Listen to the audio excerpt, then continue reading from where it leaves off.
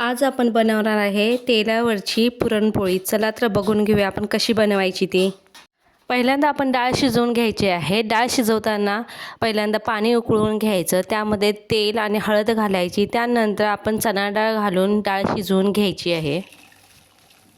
आपली डाळ शिजलेली आहे, तर आपण आता येळवणी काढून घेऊया आमटीसाठी।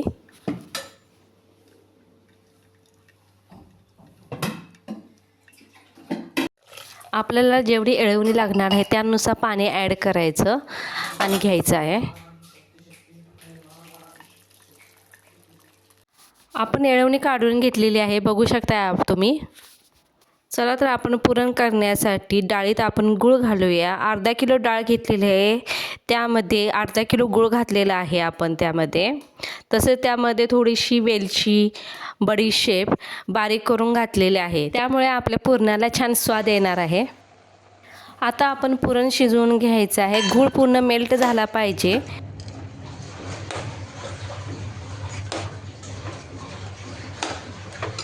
आता आपण गूळ शिजवून घ्यायचं आहे।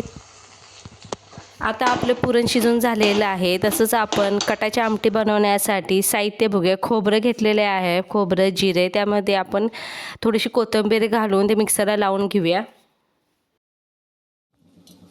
चला तर आपण आमटी बनवूयात। पातेल्यात तेल ओतून घ्यायचे, त्यामध्ये जिरं, मोहरी, कढीपत्ता आपण जास्त प्रमाणात वापर केलेला आहे यामध्ये, त्यामुळे आपल्या आमटीला छान वास पण येणार आहे आणि चव पण येणार आहे। आता आपला मसाला घालून घेतलेला आहे, तो छान भाजून घेतल्यानंतर आपण तेल सुटेपर्यंत भाजून घ्यायचं आहे। त्यानंतर आपण गरम मसाला, हळद, चटणी घालायची आहे। चटणी चवीनुसार तुम्ही घाला, मी 2 चमचे घालत आहे। आपण मसाला तेल सुटेपर्यंत भाजायचा आहे, त्यानंतर सगळं आपण प्रोसेस करायची आहे।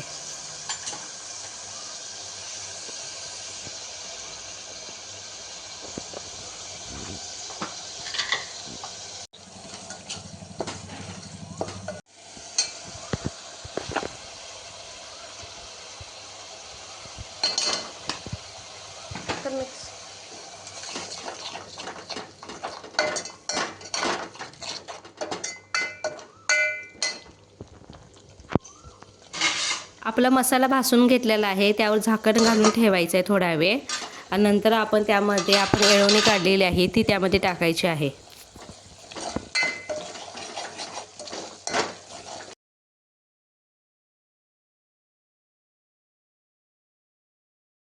आपली कटाची आमटी झालेली आहे, बघू शकताय तुम्ही। ती 15 मिनिटं छान कढून द्यायची आहे।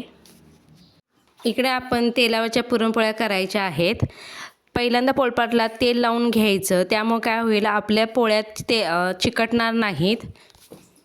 आता आपण पुरणपोळी करायला घेत आहोत। पुरणपोळी करताना गोळा, आपल्या पिठाचा गोळा आणि पुरण हे समप्रमाणात घ्यायचं, त्यामुळे आपली पुरणपोळी छान होणार आहे, फुटणार नाही आपली पुरणपोळी। त्याप्रमाणे करूया आपण। आता बघू शकता आपली पुरणपोळी किती छान तयार होत आहे। अशा प्रकारे आपण पुरणपिठामध्ये भरल्यानंतर अजिबात आपलं पोळी फुटणार नाही आहे। बघू शकताय तुम्ही, आपली पुरणपोळी किती छान प्रकारे फुगलेली आहे, कोणत्याही बाजूने ती फुटलेली नाही आहे। अशा प्रकारे आपण पुरणपोळी करून घेतलेली आहे।